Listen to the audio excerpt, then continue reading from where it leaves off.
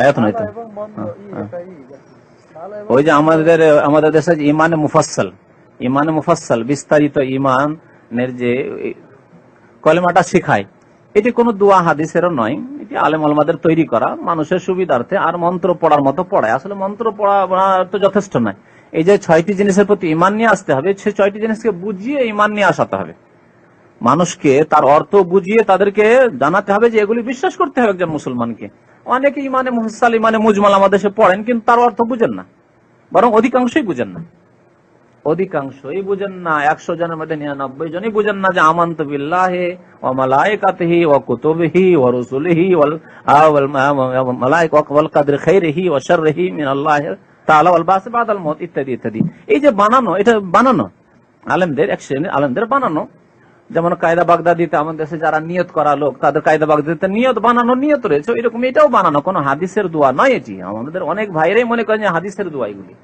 এইভাবে আরো মানুষের সংশয় বা মানুষের ভ্রান্ত ধারণা দূর করে দেওয়ার জন্য আরো একটু সংযোজন করছি। সেটা হচ্ছে আমাদের দেশে 5টি কলেমা আছে না, 5টি কলমা, কলমা তাইয়্যিবা, কলমায়ে শাহাদাত, কলমায়ে তামজিদ, কলমায়ে তাওহীদ, কলমায়ে অমুক, কলমায়ে তমুক, 5টি কলমা আছে না? নেই, কোথাও নেই। এগুলো আলেমদের বানানো, লাগিয়ে দিয়েছে যে এই কলমা 5টি, আর 5টি কলমা মুখস্থ করতে হবে, 5টি কলমা পড়তে হবে মুসলমান হওয়ার জন্য, এমনও কোনো কথা নেই। সাক্ষ্য দিতে হবে যে আল্লাহ ছাড়া কেউ সত্য মাবুদ নেই, সাক্ষ্য দিতে হবে মুহাম্মদ সাল্লাল্লাহু আলাইহি ওয়াসাল্লাম আল্লাহর রাসূল, আশহাদু আল্লা ইলাহা ইল্লাল্লাহ ওয়া আশহাদু আন্না মুহাম্মাদান আবদুহু ওয়া রাসূলুহু। এই হচ্ছে এই কথার অর্থ।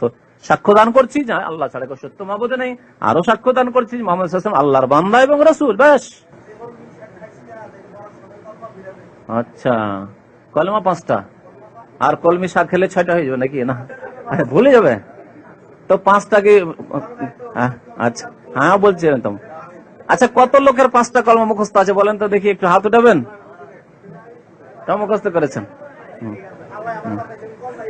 হ্যাঁ, কলমা পড়েন আপনি? কলমা পড়া ঘরে মুসলমান হয়েছেন তো, বাই বার্থ, জন্মগত মুসলমান। কলমা কেন পড়বে? যে জন্মগতই মুসলমান, আর সাবালক হলো 15 বছর থেকে নামাজ শুরু করে দিল, তো মুসলমানই আছে, তোকে আবার কলমা কাকে পড়তে হবে? একজন অমুসলিম মুসলিম হলে তাকে কলমার শাহাদাত দিতে হবে। একজন যদি নাস্তিক হয়ে দেখে তওবা করে, তাহলে আস্তিক হলে তাকে শাহাদাত দিতে হবে। বুঝতে পারছেন? একজন মুশরিক শিরিক করে থাকলে তওবা করে তাকে শাহাদাত দিতে হবে। বাকি মুসলিম রয়েছে, 15 বছর বয়সে নামাজ শুরু করে দেয়, মুসলিম। আরেকটি প্রশ্ন, ইমানের নবায়ন কিভাবে করতে হবে, এর কোনো শর্ত আছে কিনা? ইমান নবায়ন মানে পরকাল সম্পর্কে বেশি, যেমন পরকালের প্রতি ইমান নিয়ে আসতে হবে, বেশি চিন্তাশীল হইতে হবে। তকদিরের প্রতি বিশ্বাস, মানে তকদিরের প্রতি বিশ্বাস থাকলে যা হয় আপনার মধ্যে প্রতিক্রিয়া, ইমানকে সতেজ করতে হবে। এর একটা উদাহরণ দিচ্ছি, তকদিরের প্রতি বিশ্বাস আপনার আরো মজবুত করা। ছেলে মেয়ে বেশি হচ্ছে, একজন লোকের ছেলে মেয়ে বেশি হচ্ছে, আল্লাহ কেমন করে বরদাস্ত করবো, 2, 3, 5টা ছেলে হয়ে গেল, কেমন করে খাওয়াবো, কেমন করে এদের লালন পালন করব, কেমন করে পড়াশোনা করব, তাহলে তকদিরে বিশ্বাস নেই এই লোকটির। আর একটি লোক 5টা 7টা 10টা হয়ে গেল, আলহামদুলিল্লাহ আলহামদুলিল্লাহ, আল্লাহ পাঠিয়েছেন, আল্লাহ রিজিক দেবেন। এবং এটাকে যত আরো মজবুত করতে পারেন। হ্যাঁ, নিজে কাজকর্ম করছেন, সন্ধ্যাবেলা সারাদিন হয়তো গাড়ি চালান, সারাদিন ঘুরে ফিরে এলেন, ভাড়া গাড়ি চালাচ্ছেন, চালাচ্ছেন, 1 পয়সা পেলেন না, আলহামদুলিল্লাহ, আল্লাহর মর্জি। মেহনত তো করলেন, ঘুমিয়ে তো বাসায় ছিলেন না, বাসায় ঘুমিয়ে থাকলেন, নিজেকে আপনি ধিক্কার দেন, কিন্তু আপনি সারাদিন মেহনত করলেন, শেষে আপনার কিছুই আসলো না রেজাল্টে, আল্লাহর কাজ, রাজ্জাক আল্লাহ রাব্বুল আলামিন, আল্লাহ রিজিক দেবেন। এইভাবে আল্লাহর প্রতি ঈমান বাড়ানো মানে হাইয়া আলাস সালাহ হাইয়া আলাল ফালাহ ডাক হচ্ছে যে আজান ডাক, আল্লাহর পক্ষ থেকে ডাক। আল্লাহ আদেশ করেছেন যে আজানের জন্য ডাকো, আজান হতে দৌড়িয়ে যান মসজিদের দিকে, এটা হচ্ছে আপনার ঈমানকে নবায়ন করা। আজান হয়ে গেল, একামত হয়ে গেল, আচ্ছা ঠিক আছে বাসায় পড়ে নেবো না হয়, আচ্ছা ঠিক আছে পরে পড়ে নেবো না হয়, আচ্ছা এখন তো ক্রিকেট দেখছি, তাহলে ক্রিকেট আপনার নামাজ চাইতে উত্তম। হ্যাঁ, তো ঈমানের নবায়ন এইভাবে, যত আমল সুন্দর হবে তত ঈমানের নবায়ন হবে, ঈমান সুন্দর হবে। জি, ঈমানের নবায়ন মানে শুধু এই কলমা পড়া নাই, যে বেশি বেশি লা ইলাহা ইল্লাল্লাহ পড়া।